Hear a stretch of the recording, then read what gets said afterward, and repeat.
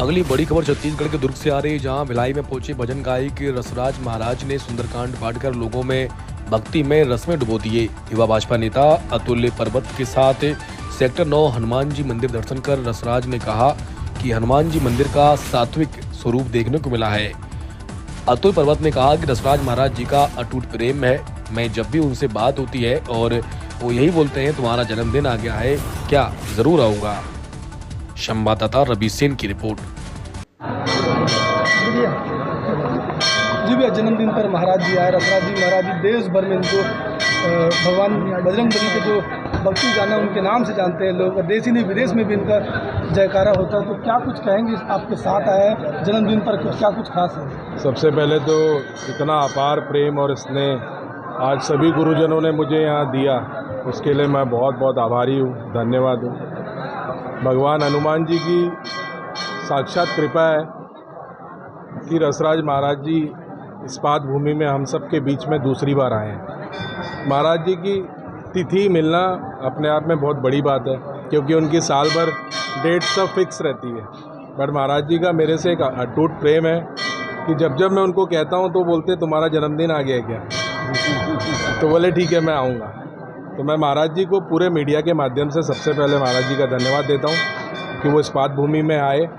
और सेक्टर 9 हनुमान मंदिर अपने आप में शक्तिशाली हनुमान जी का मंदिर है, मनोकामनेश्वर मंदिर है। और हम सब के ऊपर हनुमान जी की कृपा बनी रहे, इस पाद भूमि में सुख शांति समृद्धि रहे, प्रदेश में सुख शांति समृद्धि रहे, सब अच्छे से रहें, स्वस्थ रहें, यही ईश्वर से कामना करते हैं। और अगली बार सुंदरकांड यहीं करें। हाँ, अगली बार सुंदरकांड यहीं करें। जी, सेक्टर 9 भिलाई में पहली बार इस हनुमान जी का परम पवित्र आशीर्वाद लेने के लिए मैं मंदिर में आया हूँ। और यहाँ के हनुमान जी सिंदूरी तो हैं ही, लेकिन उनके बीच में जो हनुमान जी का परम स्वरूप है, कंचन भरण विराज सुवेशा, कानन कुंडल कुंचित केसा, हेम शैलावदेहम स्वर्ण शैलावदेहम। तो बीच बीच में हमारे महाराज श्री ने वो जो कांति डाली हुई है हनुमान जी की, उसको देख करके वही जो तुलसीदास जी का स्वरूप है, वही दर्शन बिल्कुल यहाँ पर मुझे करने को मिला। और हनुमान जी का सात्विक स्वरूप इस तरह का ही होता है। आज मैं भिलाई में हूँ। हमारे अतुल पर्वत जी जो किसी भी परिचय के मोहताज नहीं है, गत वर्ष भी हमने आपके जन्मोत्सव पर श्री सुंदरकांड के पाठ को गाया था। और वो प्रेरणा जो हमने पिछले वर्ष सुंदरकांड किया, और इस बार इतने हमारे ब्राह्मण देवताओं को बंदों प्रथम महीसुर चरना, गोस्वामी जी कहते हैं नमो ब्राह्मण्य देवाय गौ ब्राह्मण हिताय च जगत हिताय कृष्णाय गोविंदाय नमो नमः। इतने ब्राह्मणों के साथ चलना अपने आप में, देखिए अभी गणेश विसर्जन हुआ, एक छोटी सी बात मैं कहना चाहूँगा।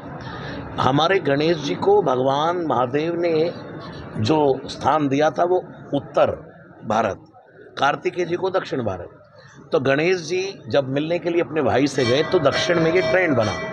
फिर उसके बाद क्या हुआ, घर घर पे गणेश बिठाने लगे और उसकी यात्राएं निकाल करके उनको खंडित मूर्तियां करके फेंकने लगे। लेकिन कोई भी यात्रा विप्र के बिना अधूरी है, कोई भी यात्रा संत के बिना अधूरी है, कोई भी यात्रा गौ के बिना अधूरी है। तो यहाँ इतने विप्रों के साथ जो यात्रा हुई है, ये यात्रा सफल हो गई, क्योंकि हनुमान जी ने कितनी बार विप्र रूप धारण किया है। विप्र रूप धरि कपितः गयऊ। सबसे पहले जब भगवान श्री राम से मिले और ऋषिमुख पर्वत से हनुमान जी ने देखा और नाथ शैल पर कपिपति रहे, तो सुग्रीव ने कहा प्रभु देखो कौन चले आ रहे हैं हनुमान जी से।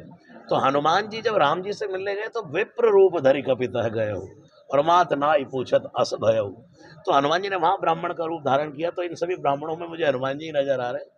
उसके बाद जब हनुमान जी विभीषण से मिले तो वहां भी हनुमान जी ने विप्र रूप धारण किया। तो हनुमान जी को इसका मतलब विप्रों से बहुत प्रेम है।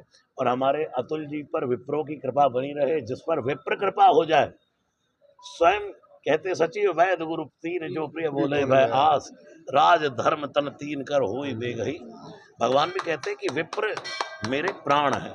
तो आप सब विप्रों के चरणों में प्रणाम कर रहा हूँ। हनुमान जी का यहाँ दर्शन करके बहुत बहुत आनंद की अनुभूति कर रहा हूँ। हमारे अतुल जी हर साल ऐसे आयोजन करते रहें और हर साल हम इनके जन्मोत्सव पर श्री सुंदरकांड गाते रहें और ऐसे ही हनुमान जी का दर्शन करने भी आते रहें।